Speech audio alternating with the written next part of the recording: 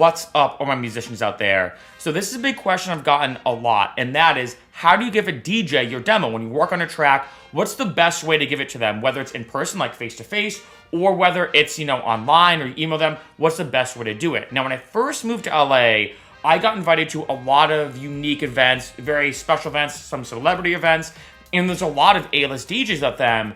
And I remember thinking like, wow, I'm at this place with a lot of A-list DJs, and I feel like on one end, if I say, hey, check out my track, I come off as that guy, right? You don't want to be that guy or girl.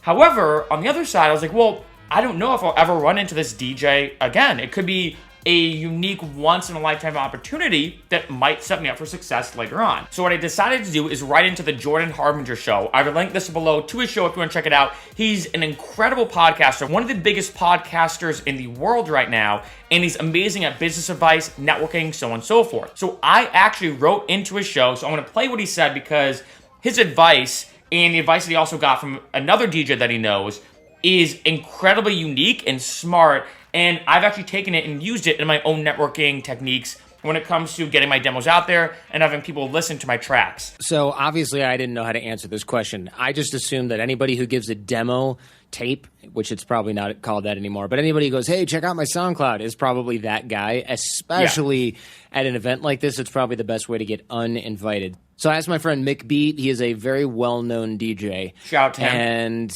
I wanted real advice from somebody who's in this, who also has mixtapes flying at them at all times. And he said, well, for starters, I Googled DJ Pizza, and his Twitter header is him eating some pizza in a very strange pose. So, quick side note on this. When you submit a question to the Jordan Harbinger show, they always make it anonymous, right? So that way, it's not giving your real name out there. I just gave him my real name because I'm like, yeah, you know what? Why not? If someone knows it's me, who cares? So the anonymous name they picked was DJ Pizza. So this is actually the photo they were talking about, just to give it some context.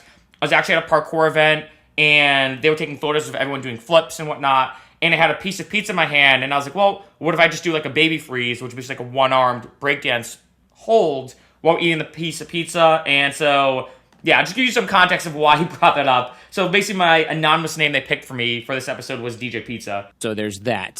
And he said, but here's what works for me. Lots of times DJs will send me their remixes / edits / mashups of popular songs I'm already playing. And their versions, if good, give me something in my sets most other DJs in my circuit won't have, which I love. So when DJs approach me to send me stuff like that, I always say yes, because it helps me. Once you do that and establish trust, meaning I like your stuff, and you establish communication, meaning you're not an arrogant, entitled douche, they should totally send over some original stuff too.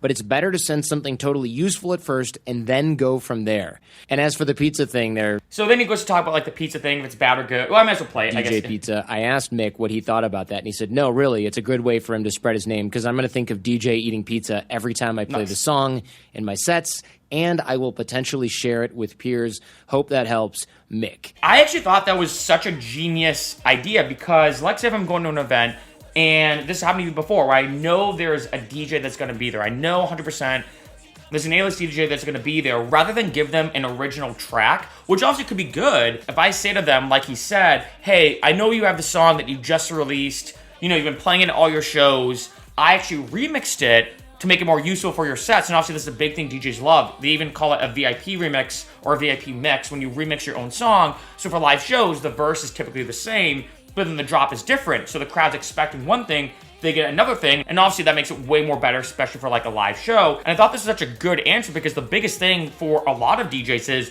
what can I play out live that one, most people haven't heard, so it throws them completely off guard, and two, what's very, very useful that I can already put into my set. If you think about it, giving an artist an original track, they could still use it, but it's harder for them to figure out, okay, where do I place this puzzle piece almost that is the whole collection of my set?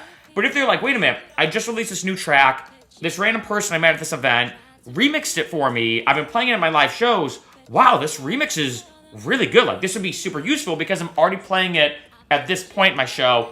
All I have to do is replace it now with their remix, and then boom. It's a great way to get yourself noticed. And like you said, too, I think then once you kind of give them the remix, you're super personable. Like you said, you're not being a douche. And also that happens a lot, especially here in LA.